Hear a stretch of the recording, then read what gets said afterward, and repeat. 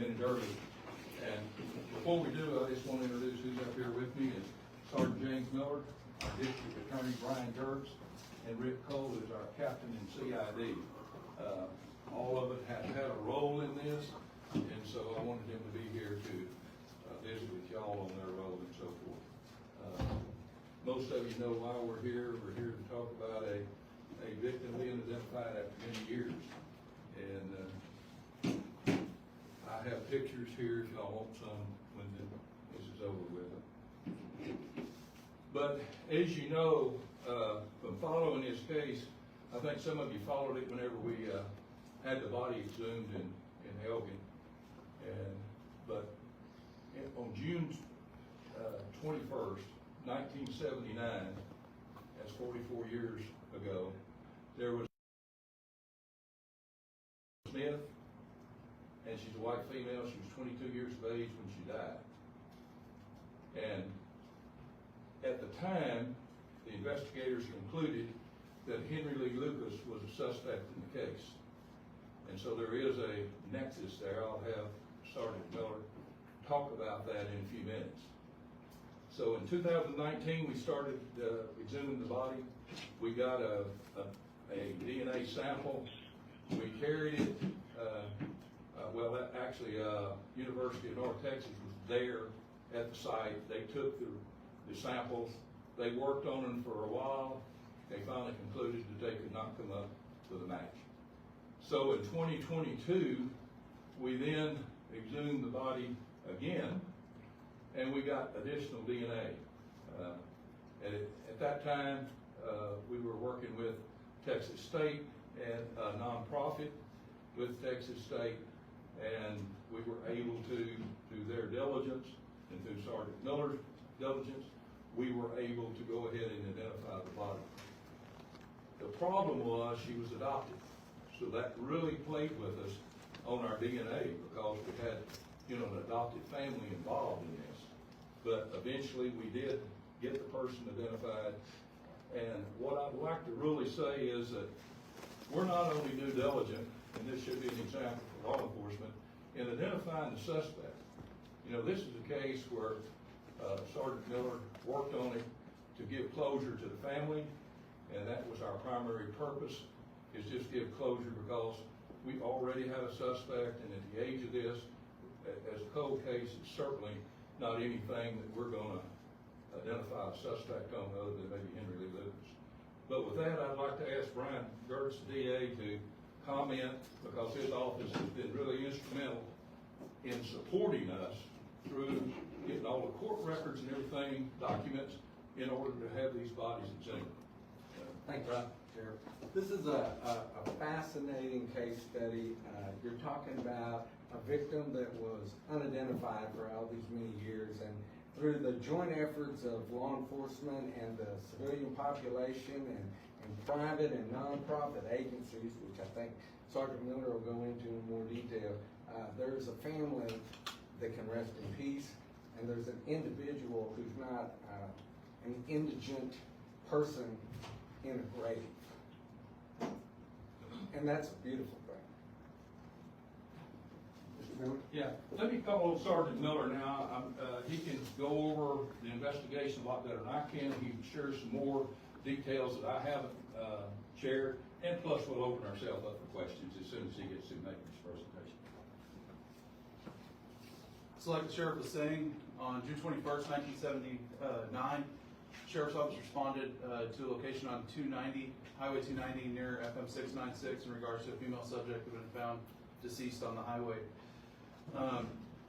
1980, there were no leads and nothing to assist in identifying her at that time. And in 1984, the investigation came back up with the Texas Rangers involved, and Henry Lucas confessed to killing her. In May of 2019, we reopened, or the case was never closed, but we started working heavy on the case and ended up exhuming her body with University of North Texas. Got some DNA samples from the gravesite. We didn't get everything that we needed, so in September of 22, we again working with a private lab, Othram, and the website DNAsolves.com, we're able to do forensic genealogy on the case, which led us to a family tree, and then some more digging led to her identity being discovered after we found out she was adopted. And I'd like to add at this point too, that we actually use seized money that we got off of people doing illegal acts. And we contributed 1/3, the DA's office contributed 1/3, and also the nonprofit contributed 1/3, and so we were able to, in other words, support this investigation through private donations. But we felt strong enough about it that we did use our seized money for this. So, y'all have any questions? Yes. Go ahead, Brian. Yeah, and I can add one more thing to this, under the rest in peace category. Last week was in this individual's 67th birthday, Right. based on her date of birth. And we have notified the families, because we have an adopted, child, we have both sides of this family. We've notified them, they have requested anonymity, and so we're gonna honor that, but she had one daughter, that daughter has been notified. And so, yes, That's she what did, matters. the victim did have Gotcha. one daughter. And we have notified the daughter and the other family members that we can find, but they requested that they did not want to be interviewed or identified during this conference. So with that, I'll open it up for you to ask anything you want to ask. I think one of the questions in regards to Henry Lucas was there were reports that he maybe confessed like somewhat of 100 crimes at that time, and then redacted. He also mentioned that he stabbed this woman, but obviously through y'all, it was like a broken pelvis, So is he still, even though he has gone back correct and said that he didn't do this now, is that where we're at, or is he always maintained that he has killed her? Well, let me answer that if I can. I was chief of the Texas Rangers at one time when Henry Lee Lucas investigation was going on. Henry Lee recanted a bunch of his confessions. This particular one, I can't remember whether, and if you know, tell me, correct me, but I don't know that he recanted this particular one, but he was accused of about 200. And then he recanted a bunch of it, and there was as you recall, there was a lot of activity going on about Henry Lee and Otis Toole. His running mate was Otis Toole, and he went to prison. He stayed in prison the rest of his life, and he was convicted on the Orange Sox case and 10 other murders at the time. And so he lived his life out in prison. He was never executed, but at any rate, I know Henry Lee was capable of committing murder. Otis Toole was capable of committing murder. There's no question in my mind. How many they did, God only knows. So just to clarify, Henry Lee Lucas is being deemed as a suspect in Mrs. Is it Smith's death or Kenyatta Smith? Yeah. He has been listed in the investigation as we went back and reviewed the files, because none of us here was here whenever that was going on. I don't think you were even here, were you? No, I was barely born. Yeah, but anyway, And so. he's dead, right? Pardon? Henry, you said lived out his life. He's deceased now. Yeah, he's deceased. He died in prison. Gotcha. And Otis Toole died in Florida in prison.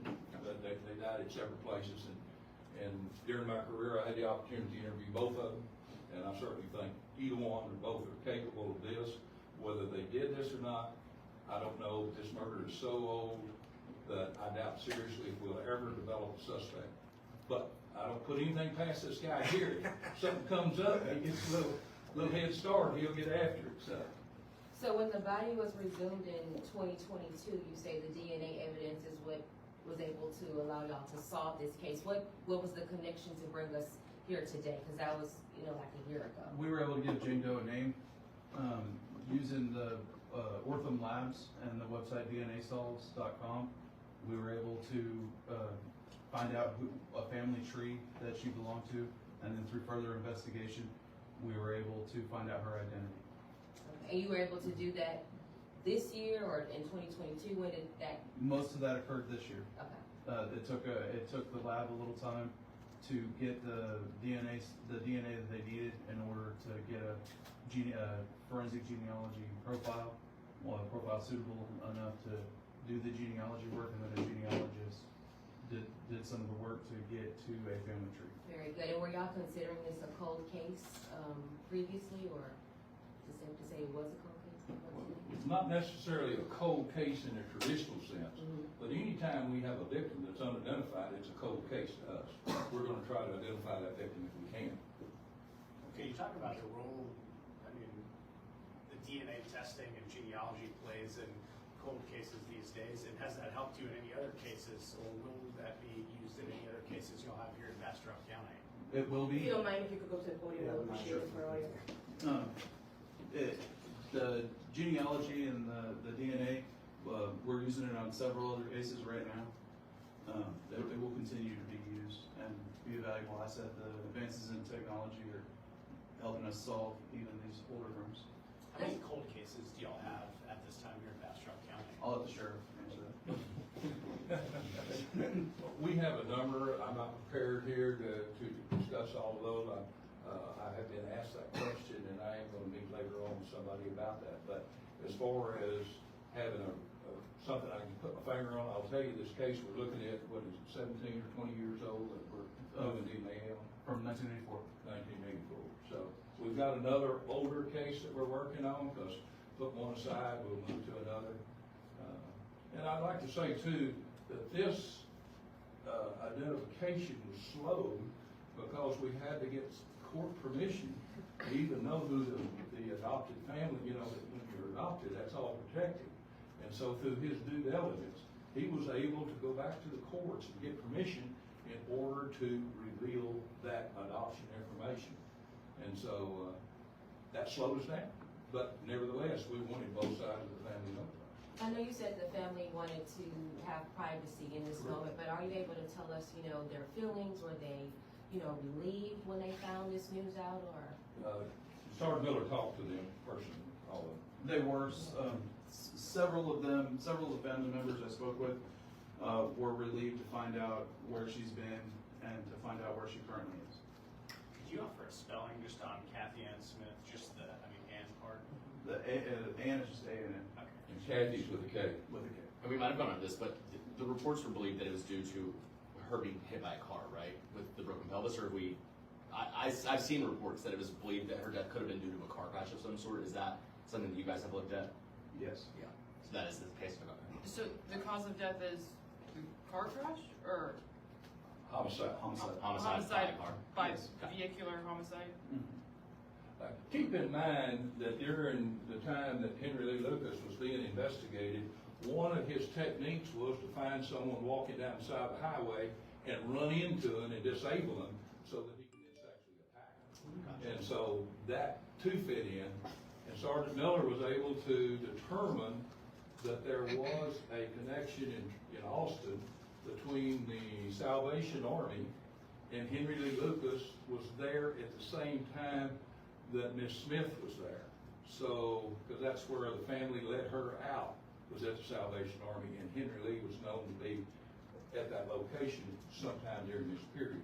So, I'm not trying to sit up here and say that we've made a strong case that it's Henry Lee Lucas. I'm just saying that he popped up as a suspect early on, and we even found evidence during the investigation Sergeant Miller did that there was a nexus between them. Will this case stay open because of that, or I mean, is this closed, just the fact that you haven't identified the suspect? In a case like this, it's never closed, because if something pops or something happens, or this news broadcast renews some energy out there for us to investigate, we certainly will pick the trail up and go with it.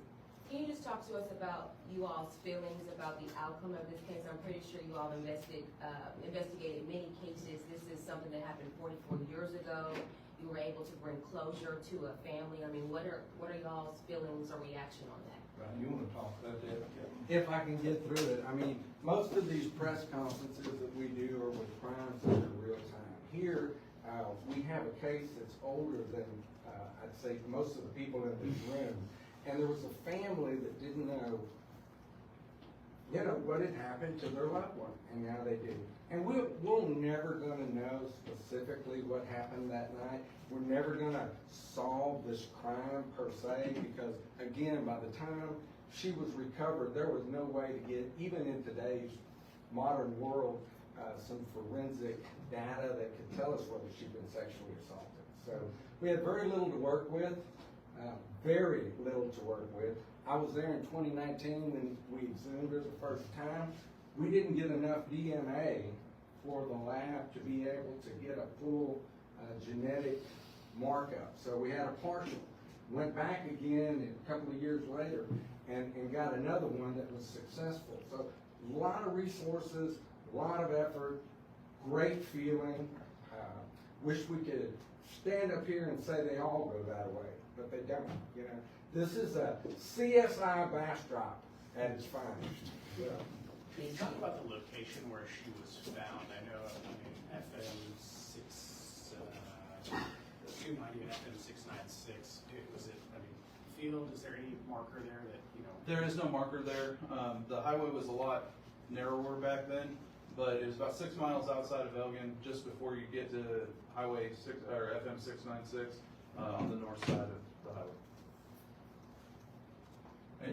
And y'all asked about the gratification. You know, here we have a child that did not know what happened to her mother. You're talking about gratifying. That is extremely gratifying to know that daughter now knows exactly what happened to her mother and bring closure. You know, I would think, I haven't been put in that position, but I would think that if I was put in that type of position, then I would want to know.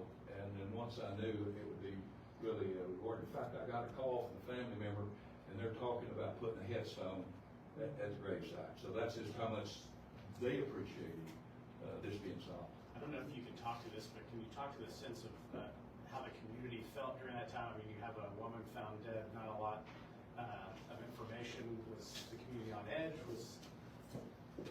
I can tell you that I'm fifth generation Bastrop County, and back at that time frame in Bastrop County, a dead person, a homicide, that was huge news because it didn't happen. It just did not happen.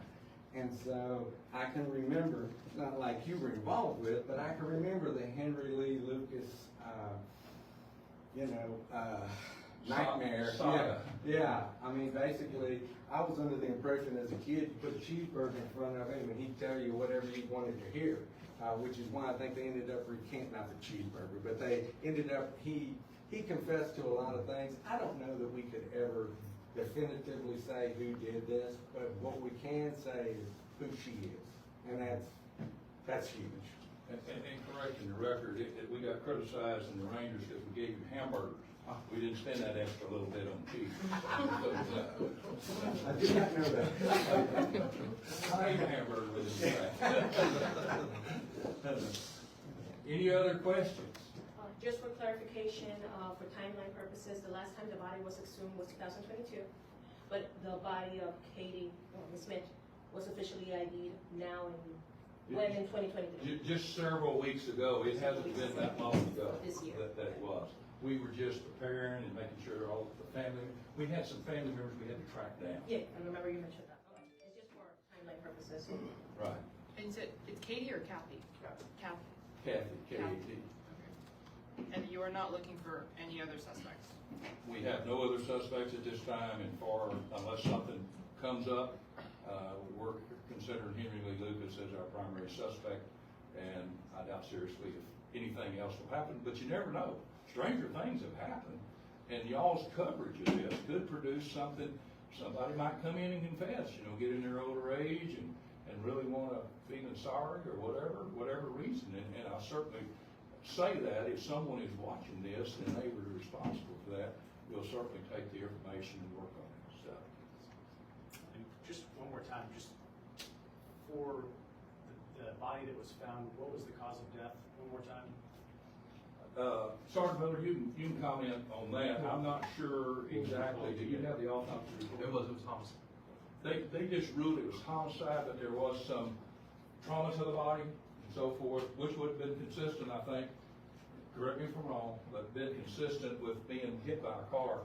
But once again, that did not keep us from ruling out Henry Lee Lucas because of his previous modus operandi. So is it safe to just keep it at homicide or call it a vehicular homicide? Well, we have to rely on what the pathologist tells us. The pathologist told us it was homicide, if I recall. I don't remember it saying vehicular homicide. It was mentioned in there that it could have gone, it was Dr. Byardo. But clear that it was to her pelvis, right? Yes. Gotcha. And no established motive? Motive? Yeah. Well, now, if you knew Henry Lee Lucas, you'd know what the motive was, but, you know, he killed people, he raped people. I would say some other things, but I won't, what other things he did to the bodies, but I won't say that because it's not proper here.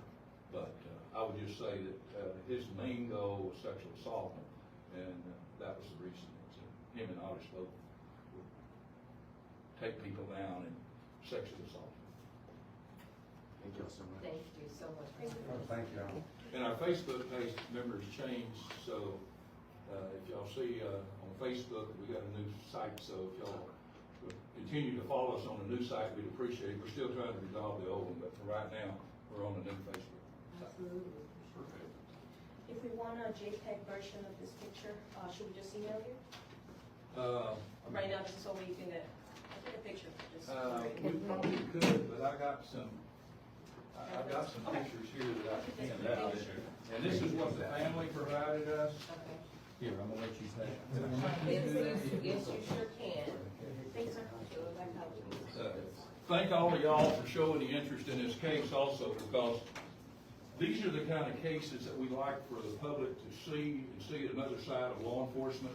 And I think this really shows another side. It shows the dedication of really one person, but it shows the dedication of the whole crew because everybody was involved in some way. The DA's office, our office, the private organizations, the universities. This involved quite a few things.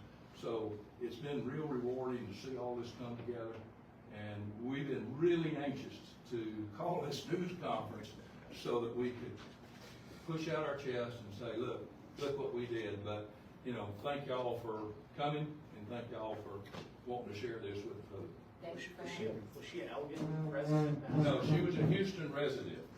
And she could not find where she was reported missing from Houston, but supposedly during our investigation, something came up that she was a missing person from Houston. By the time we checked in Houston, we could not find any record where she was a missing person, but she was a Houston resident. I think she had some other family members, if I'm not mistaken, up in this area, didn't she? All in Houston. All in Houston, okay, then I was mistaken. So all her family members were in Houston.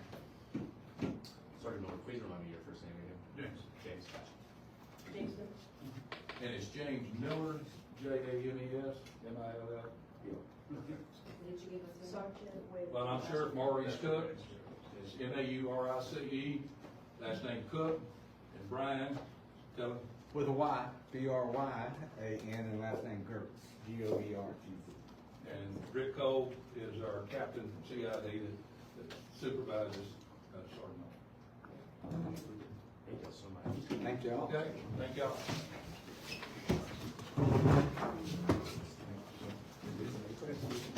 Oh, man.